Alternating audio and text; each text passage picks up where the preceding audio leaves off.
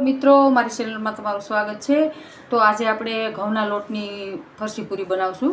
એટલે એમાં આપણે જો આ રીતે એક વાટકો ઘઉંનો લોટ લીધો છે અને એમાં રવો લીધો છે આપણે, અને હવે એમાં મોણ ઉમેરશું આપણે।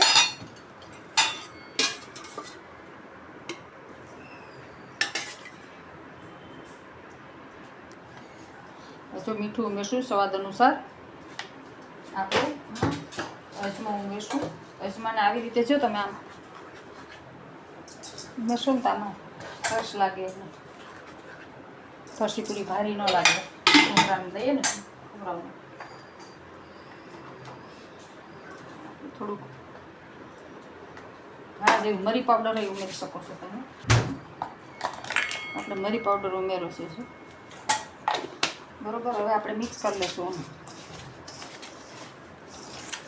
જો હવે આપણે છેજ ગરમ પાણી કરી ને આવી રીતે લોટ બાંધી લેશું, અને લોટને પછી આપણે રાખવાની જરૂર નથી, આપણે તરત જ ફરસી પૂરી વણી શકશું। તો તમે જોઈ શકો છો।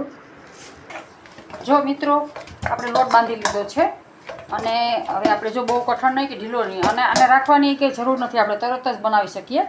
આ રીતે જો બે વચ્ચે રાખીને આમ ગોળ બનાવી લઈએ, એટલું ગોળનું લઈને બે વચ્ચે આવી રીતે રાખીએ ને તો સરસ ગોળનું બની જાય છે। જો જોઈ શકો છો।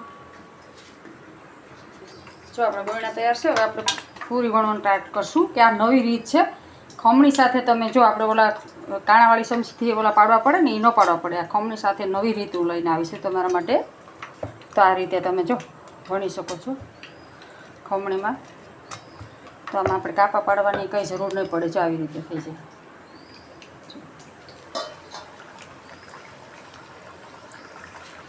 જો આવી રીતે ડિઝાઇન થઈ જાય, ખમણીથી વણીએ ને તો આ રીતે તમે મૂકી શકો।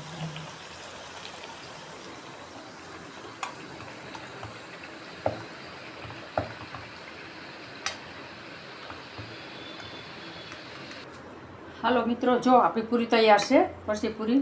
તો આપણે આ જે ખમણીથી વણીની નવી ટેકનિક છે, જો તમને ગમે તો આ તરત જ થઈ જાય છે। ગમે તો લાઈક કરજો, શેર કરજો, ચેનલને સબસ્ક્રાઈબ કરજો, જેથી કરીને નવી નવી વાનગી તમારા માટે લઈને આવું હું, અને બેલ દબાવવાનું ભૂલતા નહીં। રાધે રાધે।